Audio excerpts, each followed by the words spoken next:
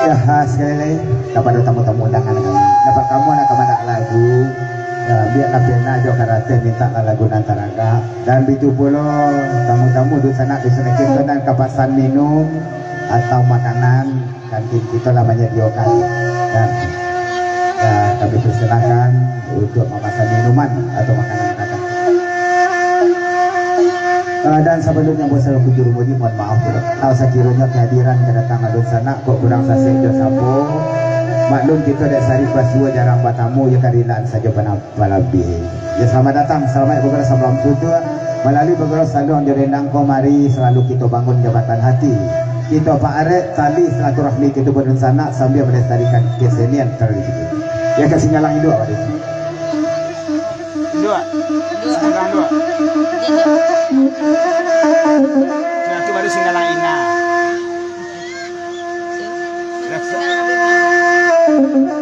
Ratu Imak Galang Rabima Galang Rabima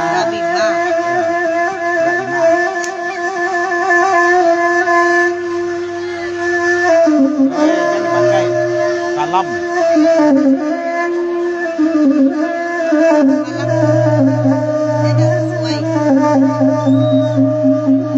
Mantu itu terlalu tarang jadi orang berapa tarang bagus sangat kali ya kalian ada berpandang iya dipakai itu enggak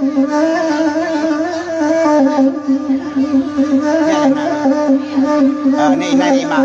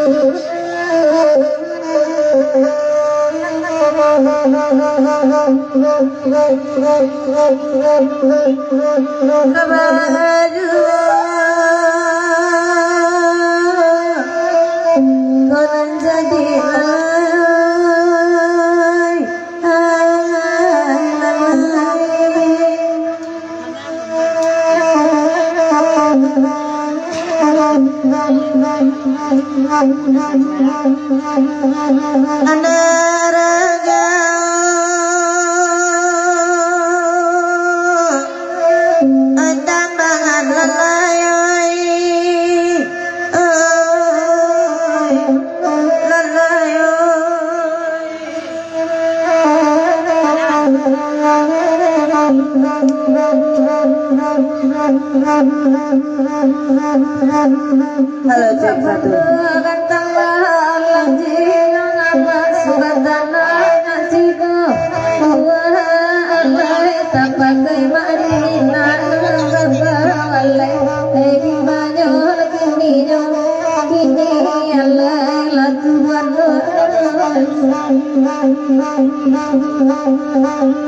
Salah sampai di anjing yang apa adalah jemaah kami Allah wajah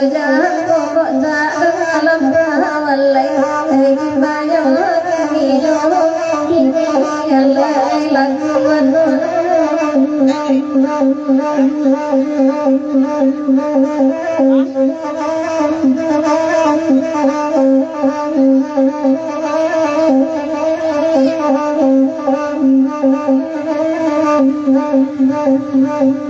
Balilawal di pulau rimbang di mana somatirang Nabi alai alai matirang Nabi alai alai alai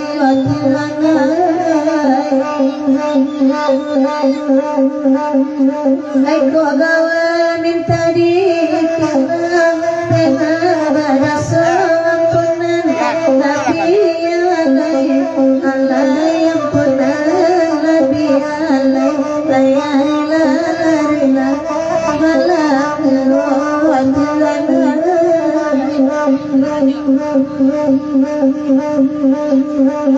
biarlah kami badenang mana bagi rela sama